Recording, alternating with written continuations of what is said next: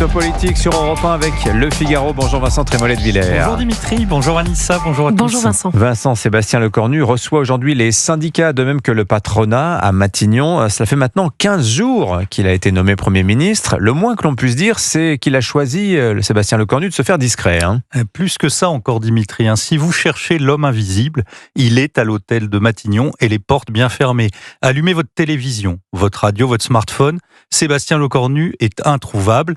Pas de journal de 20 heures avec annonce fracassante, pas de matinale avec punchline bien préparée, pas de story TikTok avec message à la jeunesse en 50 secondes, pas d'Instagram avec son chien dans les jardins de Matignon, pas de like, de cœur, de visite savamment orchestrée dans un PMU, rien pour nourrir la bête médiatique, mais à la place d'interminables consultations avec des délégations syndicales en pull au vert, des conciliabules poussifs et techniques, des points d'étape, des réunions. En 15 jours, le Premier ministre est presque déjà parvenu à faire oublier qu'il était Premier ministre. Dans la conversation publique, vous entendrez moins Sébastien Lecornu que Charlie Kirk, Emmanuel Macron, Bruno Retailleau ou Gabriel Zucman.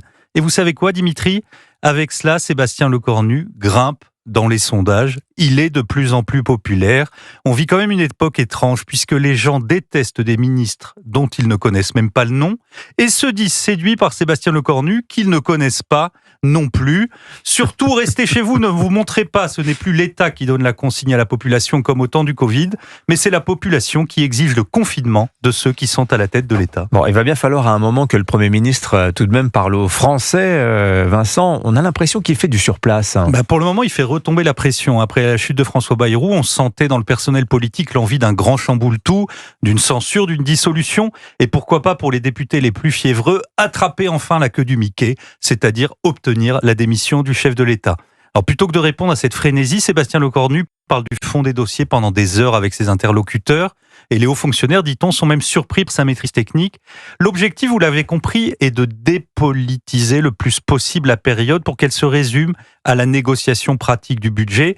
L'idéal pour le Premier ministre serait que le pays regarde ailleurs pendant que les heures de tambouille parlementaire, de telle sorte que sa chute ne soit plus un enjeu pour personne. Sa seule grande rupture pour le moment, c'est de débarrasser la politique de sa dimension narcissique. Et entre nous, Dimitri, ça fait du bien. Et bon, à la fin, il faut bien quand même que la France ait un budget, Vincent. Et ça, c'est le problème. C'est même le cœur du problème. Il faudra début octobre que Sébastien Lecornu propose aux députés son rôti bien ficelé. Et avec les socialistes qui veulent tout obtenir et les LR qui ne veulent rien lâcher, c'est pour le moment complètement inatteignable. À tel point qu'une rumeur s'installe lentement, celle d'une renonciation de Sébastien Lecornu avant même la composition de son gouvernement. La logique serait la suivante: à quoi bon nommer des ministres pour qu'ils perdent leur portefeuille au bout de quelques jours? Alors je pense pas qu'on arrivera à de telles extrémités, mais si le Premier ministre peut espérer sérieusement éviter la censure après son éventuel discours de politique générale, on voit mal comment, au moment du vote du budget, il parviendra à réunir l'irréconciliable. Parce qu'il n'y a pas que les socialistes et les LR qui sont exigeants. Il y a aussi le bloc central qui se déchaîne contre Emmanuel Macron et donne parfois l'impression de vouloir accélérer sa chute. À Matignon, donc, chaque heure vaut une journée et chaque journée pèse une semaine. À New York, le président parade. À Paris, le Premier ministre se fait le plus discret possible en espérant que les Français ne regardent plus ni l'un ni l'autre. L'édito politique sur Europe 1. Merci Vincent Trémollet de Villers.